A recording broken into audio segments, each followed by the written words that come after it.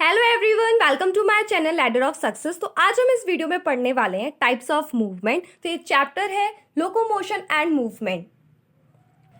ये वीडियो का पार्ट 2 है और अगर आपने पार्ट 1 नहीं देखा है तो आप उसे जाकर देख सकते हैं मेरे चैनल पर। आप लिखिएगा locomotion and movement part 1 by ladder of success, तो आपको ये वीडियो मिल जाएगा। और इस वीडियो में मैंने ये वाला पैराग्राफ पूरा अच्छे से एक एक लाइन पढ़कर समझाया है। अब आज हम क्या पढ़ेंगे? आज हम पढ़ेंगे टाइप्स ऑफ मूवमेंट।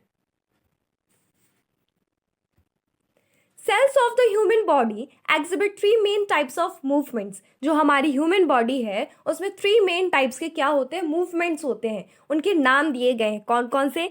एमेबॉइड, ये फर्स्ट मूवमेंट की बात कर रहे हैं, एमेबॉइड movement.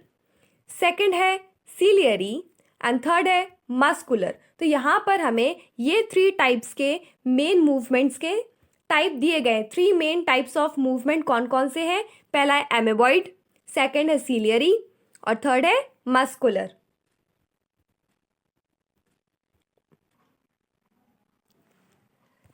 Some specialized cell in our body like macrophages and leukocytes। तो हमारी जो बॉडी है उसमें कुछ स्पेशल टाइप ऑफ सेल्स भी होते हैं, जैसे कि मैक्रोफेजेस होते हैं, ल्यूकोसाइट्स होते हैं। In blood exhibit amoeboid movement. Amoeboid movement को वो शो करते हैं। ये जो मैक्रोफेजेस है या ल्यूकोसाइट्स हैं, ये क्या है?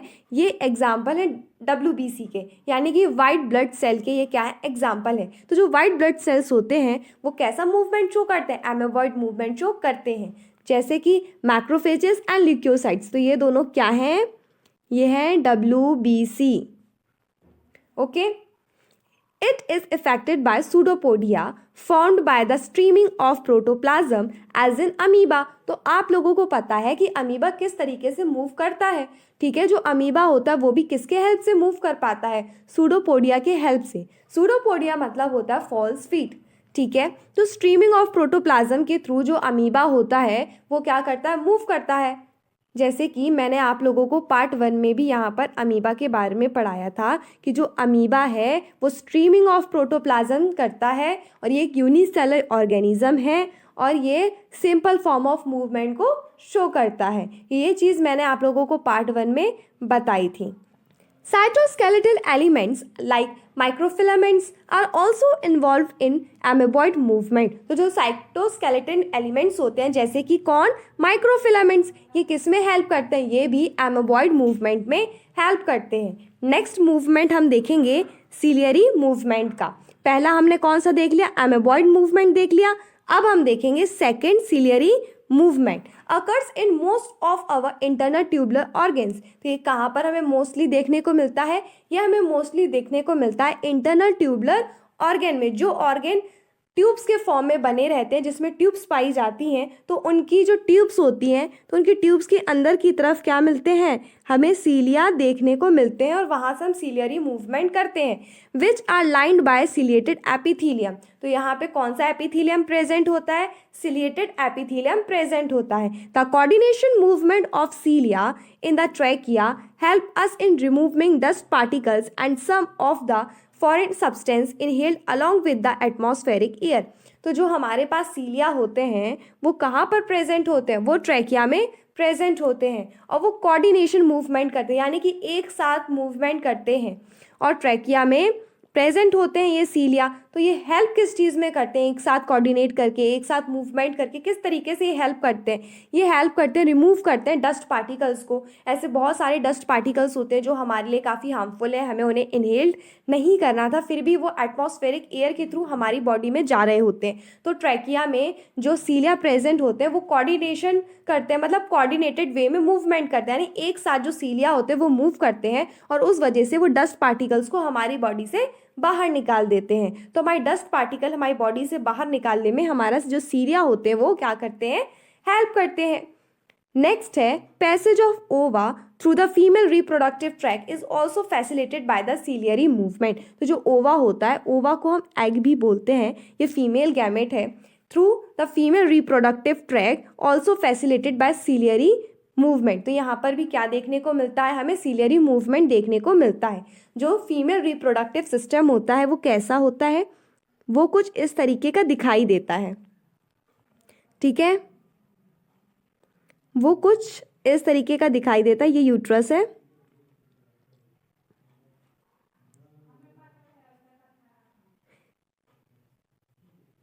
ये कुछ एक रफ डायग्राम मैंने बनाया है ताकि आप समझ पाओ। तो ये हमारे पास फीमेल रिप्रोडक्टिव सिस्टम है। तो इसमें क्या होता है कि इसमें यहाँ पर ये फिलोपियन ट्यूब है। ये क्या है? यहाँ पर फिलोपियन ट्यूब है। तो इस ट्यूब के अंदर जो ये ट्यूब है, ये वाली जिसे मैं ग्रीन कलर कर रही हूँ, इस ट्यूब के अंदर क्या प्रेजेंट होता है? इस ट्यूब के अंदर प्रेजेंट होते हैं सीलिया, कुछ इस तरीके से। ये जैसे मान लीजिए कि ये ट्यूब है, तो इसके अंदर सीलिया प्रेजेंट होते हैं। और वो क्या करते हैं? एग को, ये मान लीजिए एग है, तो इसको धक्का मारते हैं एक डायरेक्शन में। सारे सीलिया एक साथ मिलकर एक डायरेक्शन में इसको धक्का मारते हैं। ये ब्लू कलर का क्या है? एग, जिसे हम ओवा भी कह सकते हैं। तो ये एक ही डायरेक्शन में धक्का मारते हैं और उसको मूव करते हैं। बिकॉज जो एग होता है, ओवा होता है, उसके पास कोई फ्लैजिला नहीं होता, वो खुद से मूव नहीं कर सकता। ठीक है, मान लीजिए कोई प्लेस पर है और उसे दूसरी प्लेस पर पहुंचना है, तो जो ओवा है वो कैसे पहुंच पाएगा? उसको पहुंचने के लिए किसकी ज़रूरत पड़ेगी? सीलिया की ज़रूरत पड़ेगी। ठीक है, बाकी हम डिटेल में रिप्रोडक्शन चैप्टर में पढ़ेंगे। तो अभी हमें बस ये समझना है कि फीमेल रिप्रोडक्टिव ट्रैक्ट में क्या होता है। सीलिया प्रेजेंट होते हैं और वो हेल्प करते हैं ओवा की। ठीक है, ओवा को मूव करने में हेल्प करते हैं। मूवमेंट ऑफ अवर लिम्स, मतलब जो हमारे हाथ पैर हैं, जॉज हैं, टंग एक्सेट्रा रिक्वायर मस्कुलर मूवमेंट। इन सबको किसकी ज़रूरत होती है? मस्कुलर मूवमेंट की ज़रूरत होती है। The contractile property of muscles are effectively used for locomotion and other movements by human beings and majority of multicellular organisms. हमें पता है कि जो ह्यूमन बींग्स होते हैं बच्चों, वो कैसे होते हैं? मल्टी सेलुलर होते हैं। मल्टी सेलुलर मतलब बहुत सारे सेल्स से मिलकर बने हैं। और हमारी जो बॉडी है वो बहुत सारे सेल से मिलकर बनी है। उसको लोकोमोशन भी करना होता है, मूवमेंट भी करना होता है। तो वो कैसे करेगी? वो मसल्स के पास एक प्रॉपर्टी होती है जिसे हम बोलते हैं कॉन्ट्रैक्टाइल प्रॉपर्टी। उसकी हेल्प से ये क्या करेगी? हमारी ह्यूमन बॉडी मूव करेगी। क्या क्या मूव कर सकती है? लिम्स को मूव कर सकती है, हाथ पैर को, जॉज को, टंग को। तो हम मस्कुलर मूवमेंट शो करके इन सब चीज़ों को मूव कर सकते हैं। Locomotion requires a perfect coordination. जो लोकोमोशन होता है उसे क्या चाहिए? परफेक्ट कोऑर्डिनेशन चाहिए। एक्टिविटी ऑफ किस किस चीज़ का उसे परफेक्ट कोऑर्डिनेशन चाहिए? पहला है मस्कुलर का, दूसरा है स्केलेटल का, थर्ड है न्यूरल सिस्टम का। ठीक है, तो इन तीन चीज़ों का परफेक्ट कोऑर्डिनेशन जब हमें मिलेगा तब क्या होगा? लोकोमोशन होगा। इनमें से अगर एक भी कोई मिसिंग हो गया तो लोकोमोशन नहीं हो पाएगा। इन तीनों का होना ज़रूरी है। कौन कौन? मस्कुलर, स्केलेटल और neural. In this chapter you will learn about the types of muscles. इस चैप्टर में आप किसके बारे में सीखेंगे? डिफरेंट टाइप्स ऑफ मसल्स के बारे में सीखेंगे, जैसे कि स्केलेटल मसल, ठीक है, स्मूथ मसल, कार्डिक मसल्स, ऐसी बहुत सारी मसल्स के बारे में आप सीखेंगे।